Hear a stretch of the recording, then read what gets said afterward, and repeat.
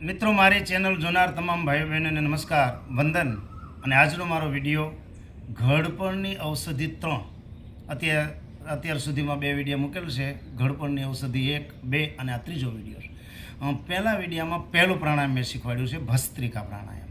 ભસ્ત્રિકા પ્રાણાયામ તમારે નિયમિત 30 વખત કરી નાખો. અને 50 વર્ષથી ઉપરના વડીલોને તમારી વિનંતી છે કે આ પ્રાણાયામો ટોપ લેવલ ઉપર છે, નિયમિત પ્રાણાયામો કરો. ભસ્ત્રિકા કેવી રીતે? સિદ્ધાસન, પદ્માસન, વજ્રાસન, કોઈ પણ આસનમાં જ્ઞાન મુદ્રામાં આંખો બંધ કરી શ્વાસ ભરવો, શ્વાસને છોડવો, શ્વાસ ભરી શ્વાસને છોડવો, એટલે એક ભસ્ત્રિકા 30 વખત કરી નાખો. અને પછી પગની કસરત કરવી. પગની કસરત કર્યા બાદ બીજું પ્રાણાયામ કરવાનું, જેનું નામ છે કપાલભાતિ. પ્રાણ મુદ્રામાં આ રીતે ફક્ત શ્વાસ છોડવાનો 300 વખત.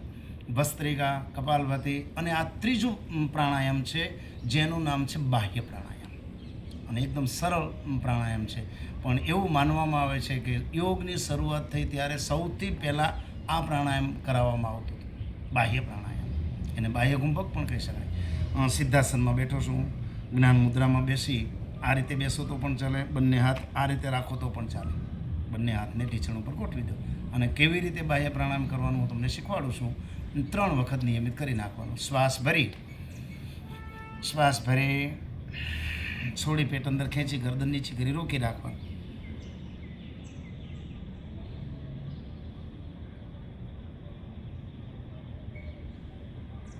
આ પ્રમાણે જેટલું પેટ અંદર ચોંટાડી શકો એટલું ચોંટાડવાનું અને ક્ષમતા પ્રમાણે શ્વાસને રોકવાનો.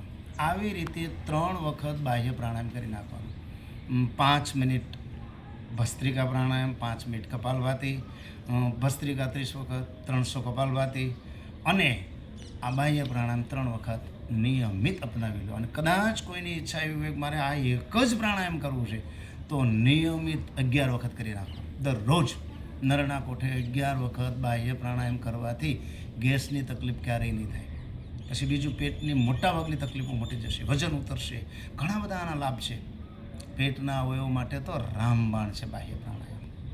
જબરજસ્ત છે. ફેફસા, હાર્ટ, કિડની ને મજબૂત બનાવતું પ્રાણાયામ છે બાહ્ય પ્રાણાયામ.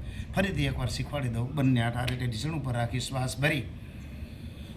શ્વાસ ભરી છોડી પેટ અંદર ચોંટાડી દેવાનું, ગરદન નીચી કરી રોકી રાખવાનું.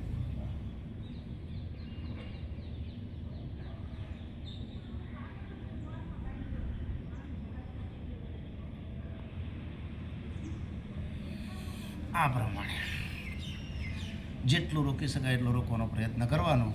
અને નિયમિત 3 વખત બાહ્ય પ્રાણાયામ કરી નાખો. ઘડપણની ઔષધિ 1, 2 અને આ ત્રીજું પ્રાણાયામ. આવી રીતે હજી 7 પ્રાણાયામો તમને શીખવાડવાનો છું. એમ કુલ 10 પ્રાણાયામો, 10 પ્રાણાયામો નિયમિત કરો એટલે તમે તંદુરસ્ત જીવન જીવી શકશો. અને બીજું કે 10 પ્રાણાયામ પૂર્ણ કર્યા પછી 1 થી 10 પ્રાણાયામ એક જ વિડીયોની અંદર હું શીખવાડવાનો છું. એટલે જે મિત્રોએ મારી ચેનલને સબસ્ક્રાઈબ ન કરી હોય એને કરી નાખજો. સબસ્ક્રાઈબ, લાઇક અને શેર કરજો મિત્રો. આ વિડીયો તમને ગમે તો ખાસ બીજાને મોકલવાનો પ્રયત્ન કરજો મિત્રો. નમસ્કાર.